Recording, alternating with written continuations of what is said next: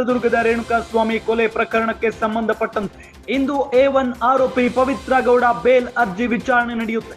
57ನೇ CCH ಕೋರ್ಟ್ನಲ್ಲಿ ಕೆಲವೇ ಹೊತ್ತಲ್ಲಿ ವಿಚಾರಣೆ ನಡೆಯಲಿದೆ. ಬೆಂಗಳೂರಿನ ಪರಪ್ಪನ ಅಗ್ರಹಾರ ಜೈಲಿನಲ್ಲಿರುವ ಪವಿತ್ರ ಗೌಡ ಯಾವಾಗ ಜಾಮೀನು ಸಿಗುತ್ತೋ ಅಂತ ಚಿಂತೆಯಲ್ಲಿದ್ದಾರೆ. ರೇಣುಕಾಸ್ವಾಮಿ ಕೊಲೆ ಕೇಸ್ನಲ್ಲಿ A1 ಆರೋಪಿಯಾಗಿದ್ದಾರೆ ಪವಿತ್ರ ಗೌಡ.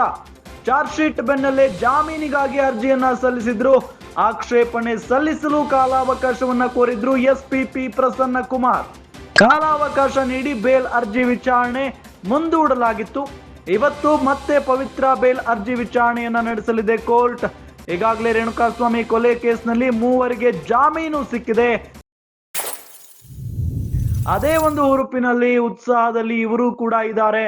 ನಮಗೂ ಕೂಡ ಇವತ್ತು ಜಾಮೀನು ಸಿಗುತ್ತೆ ಅನ್ನೋ ನಿರೀಕ್ಷೆಯಲ್ಲಿ ಪವಿತ್ರ ಗೌಡ ಇದ್ದಾರೆ ಅನ್ನೋದು ಗೊತ್ತಾಗ್ತಾ ಇದೆ.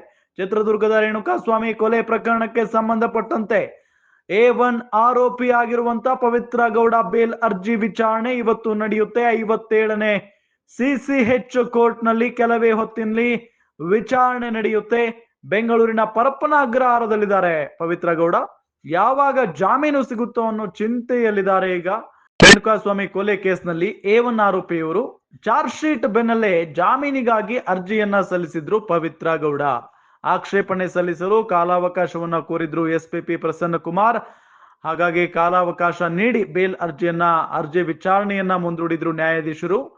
ಇವತ್ತು ಪವಿತ್ರ ಬೇಲ್ ಅರ್ಜಿ ವಿಚಾರಣೆ ನಡೆಯಲಿದೆ. ಮತ್ತೊಮ್ಮೆ ಈಗಾಗಲೇ ರೇಣುಕಾಸ್ವಾಮಿ ಕೊಲೆ ಕೇಸ್ನಲ್ಲಿ 3 ಜಾಮೀನು ಸಿಕ್ಕಿರೋದ್ರಿಂದ ಉಳಿದ ಆರೋಪಿಗಳಿಗೆ ಎಲ್ಲೋ ಒಂದ್ ಕಡೆ ಸಾಕಷ್ಟು ನಿರೀಕ್ಷೆ ಇದೆ. ನಮಗೂ ಕೂಡ ಜಾಮೀನು ಮಂಜೂರಾಗಬಹುದು ಅಂತ ಹೇಳಿ ಅದೇ ಒಂದು ಭರವಸೆಯಲ್ಲಿ ನಿರೀಕ್ಷೆಯಲ್ಲಿ ಈಗ ಮತ್ತೊಮ್ಮೆ ಜಾಮೀನಿಗಾಗಿ ಹೊರಟಿದ್ದಾರೆ ಪವಿತ್ರ ಗೌಡ.